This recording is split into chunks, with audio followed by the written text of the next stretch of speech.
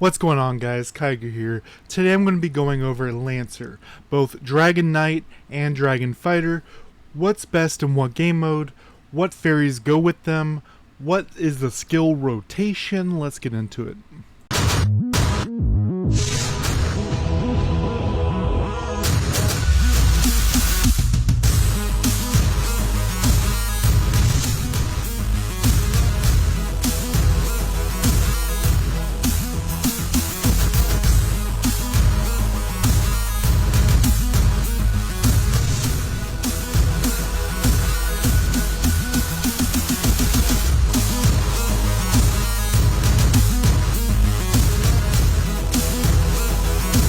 Alright guys, so for every class, the first thing you really want to care about is first obviously the skills and the playstyle. It's a game, you have to enjoy playing it.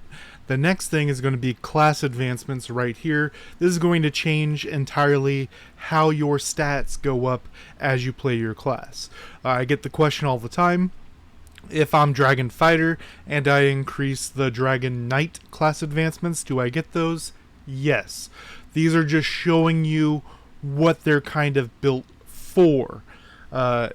Even if you're using Dragon Fighter down here, you will get these Dragon Knight bonuses. Now, which one should you go for? Ideally, as soon as you start, you want to bull rush one of what your two classes. Your main class, you want to bull rush one of them to T4. That's going to depend entirely on what you're trying to do. I think for most Lancers, you're going to be going for Dragon Fighter T4 right here. Attack damage increase, crit rate attack. This is going to be always good, especially early on, because people aren't going to have much tenacity early on. You want to make sure you have that crit rate, and this is also percentage, so it'll scale as you get higher level, and damage increase works in all game modes. Then you need to get T4 on the other side, which is going to give you your defensive things. Then the question is, do you go T5s here, or do you work on T4s on your other class? The answer is it depends. For this one right here, we have attack block or defense break. These aren't as important, so I would suggest going T4s on the secondary class you have, and then come back here. If you're going more damage route, get the attack block. If you're going more defensive, get the defense break. Now, talking about the classes themselves. As you've seen from my tier list, I believe Dragon Fighter is solidly the best in PvE out of the two, and Dragon Knight ekes out the other in PvP. And we're going to see this is mainly because of how people are playing.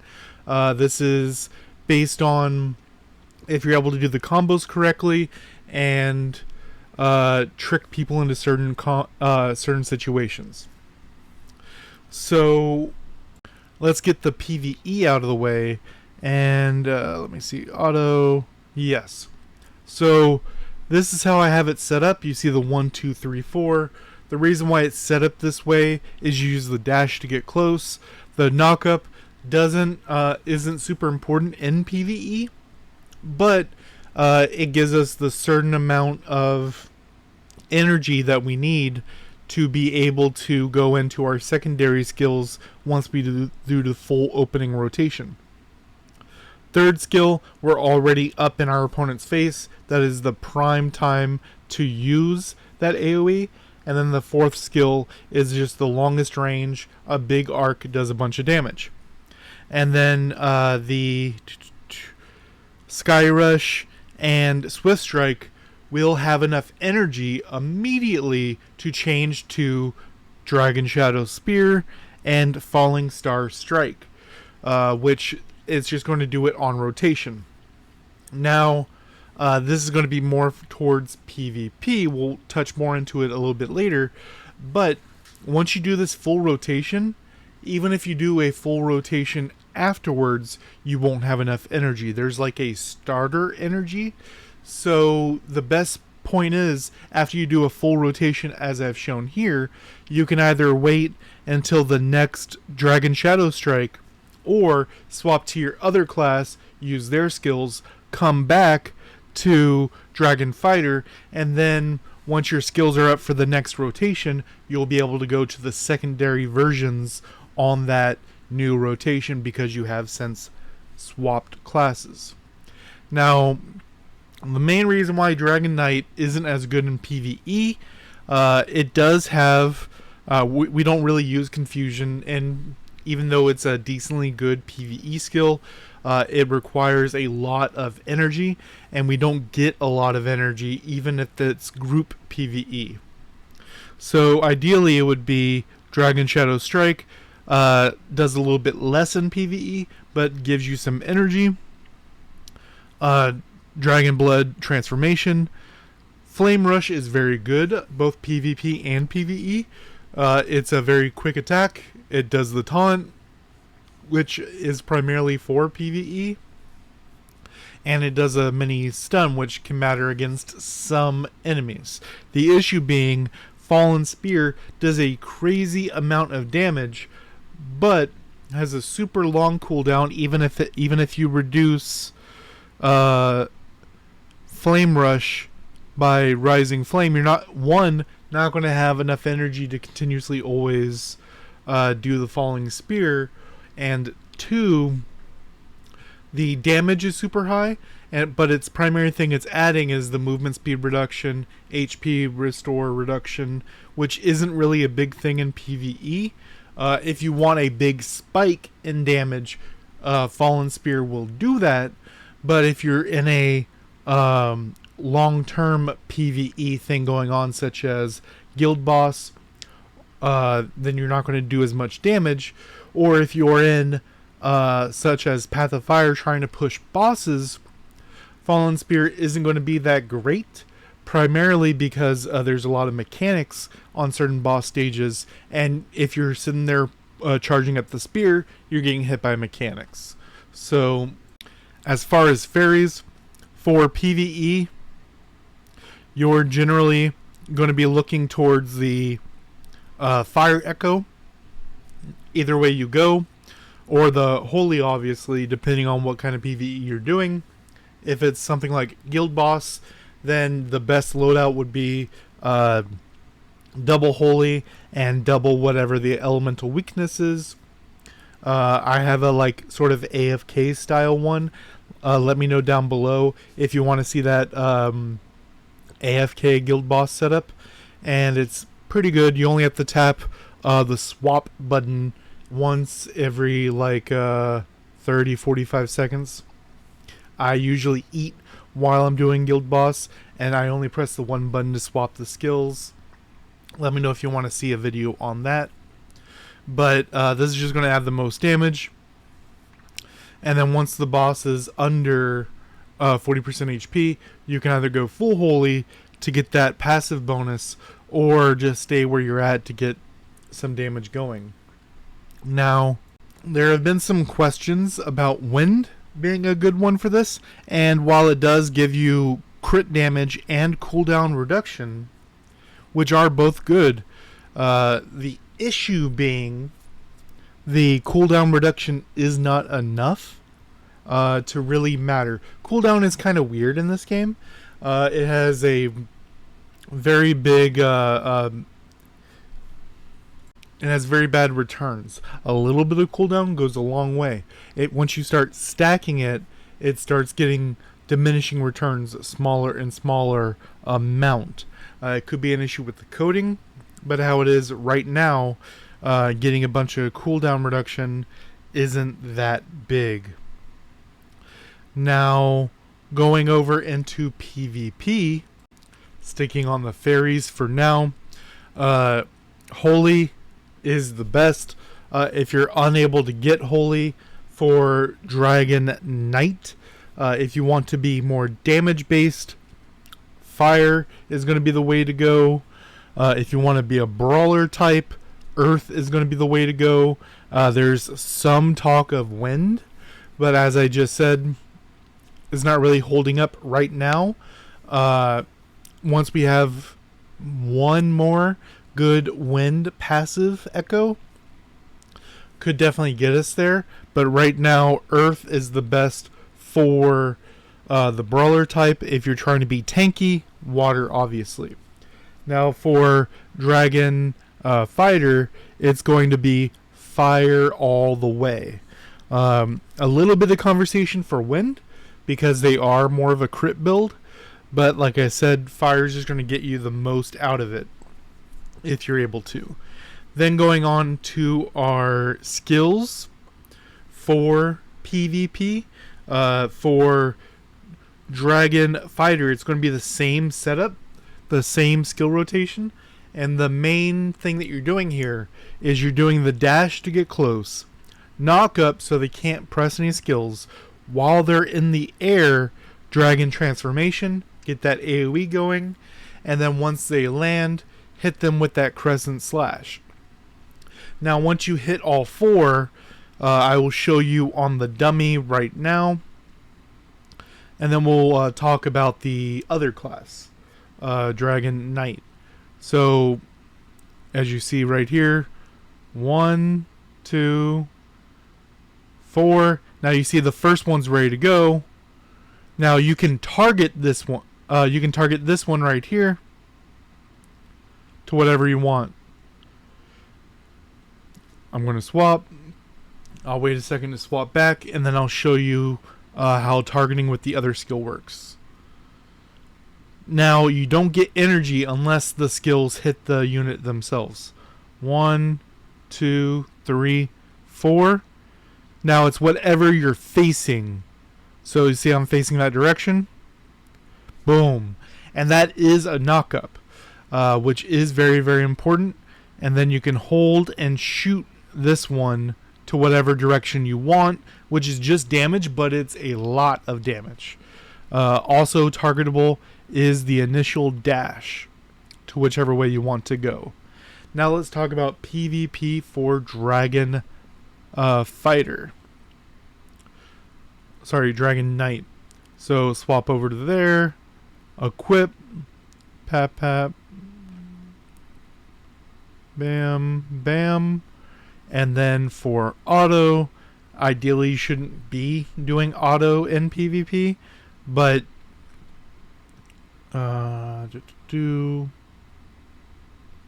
there we go.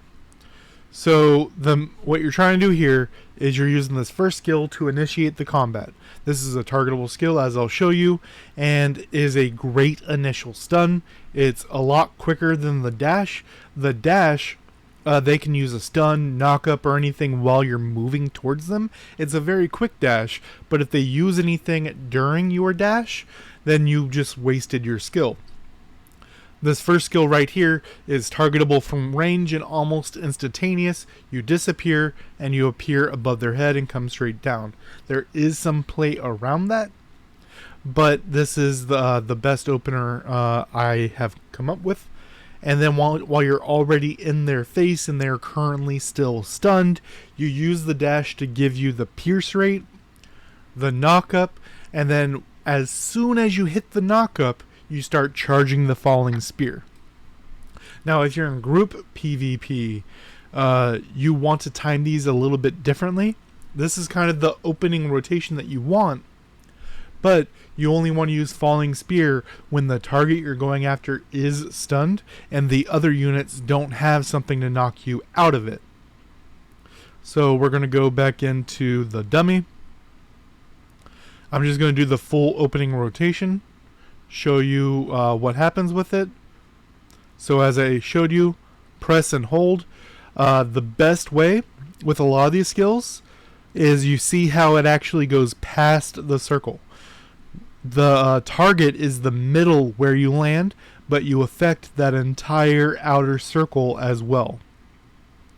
So as you can see, I can hit him from here, whereas if you're doing a hold-on circle, or if you're doing it on auto, you won't be able to do it unless you're at least there. And you see how the couple of steps really matter. I'm sure my archer players really understand that. But on them, dash, dash, knock up, boom.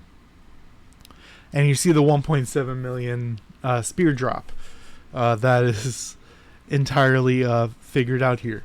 So if you're using something like a Fierce Attack that will give you that bonus after 3 hits, you're using 3 skills before your Falling Spear. So your Falling Spear is going to get that bonus, as well as if you hit the knock-up, that's also triggering things like Nightmare or Soul Hunt, which will give you more damage for someone CC'd. Now, as I just showed you with this skill right here, it could be targeted like that. The same is true for Fallen Spear. I do a lot of those occasions where I'm showing my initial target by pulling up the spear. They run away, but there's one guy around me that I throw the spear behind me and then get a nice hit on them. Now, as far as wills and generations, you're ideally going to want... Let's talk about this. So, Dragon Fighter, you're going to want Burning... For whatever reason, people call it Burning Ash, even though when it's in the inventory... Never mind. You want to use... Let me just show you what it looks like. Wills... Break Free. You're going to want that as your generation. You're going to want 4 sets of them because the Dragon Fighter is going to want to crit and crit often. If you're doing the Dragon Knight, you have a couple options you can go depending on what you're doing. If you're doing a crit build, obviously do the same thing. If you are trying to go for a big burst, you actually get more out of the Soul Hunt. As you can see, more damage based on immobilized and stunned. You have 2 mobilize/stun abilities in your kit, plus whatever you have on your other class. And if you want to be tanky, then God Bless Heal is very good. Generally, it's obviously not going to be needed for Dragon Knight, but because they have the heal reduction already. But for whatever reason, if you want to be tanky on the Dragon Fighter, you can do it this way. Dragon Fighter really should be this Break Free. Dragon Knight could be Break Free, Soul Hunt, or God Bless Heal, depending on your circumstances or what you're trying to go for yourself. As far as the wills, the cores themselves, you want 2 sets of slaughter on both of them. Slaughter's the strongest in PvP, even with some of the scaling for Break Free or even Mantra. That's generally a PvE style thing. And then Fighting Will is a very good bursty one. If you're doing a Dragon Fighter, this could be a very great one to bring with you. Just 1, 2, 3 smack, and then you're doing a bunch of damage. Especially additional crit rate, pierce rate on top of your dash is a nasty combination. If you're doing the Dragon Knight, which kind of has to charge up, either God Bless or Rigidity are great ones to go for. God Bless is generally what I go towards, but if you do a duck in and out playstyle where you're only fighting every 15 and 20 seconds, then Rigidity is a great option. As far as stats you want to prioritize, the class already gets some pretty good stats from class advancement, as you see. You do, if you're doing Dragon Fighter, you're going to want more crit and crit damage. You're going to want, obviously, attack, break, all the offensive ones. I've gotten the question a lot, which one's better, damage increase or PvP damage increase? Both are good. The only difference is PvP damage increase is just damage you are dealing, whereas general damage increase includes the damage that your fairies are doing. That comes in a smaller number because it affects everything. As far as the Dragon Knight, if you want to get a little bit of HP steal rate, I think 1 or 2 rolls isn't that big of a deal. Once you go to the 2nd or 3rd page of class advancement, you're already going to get to 45% or higher. More tanky stats are always good. If you're trying to be bursty, you can go towards that same dragon fighter stats I talked about. Block, block chance, all of these are very, very good for that tankier style. Let me know what you guys think down below, and based on feedback from this video, I will be changing the other ones next time, guys.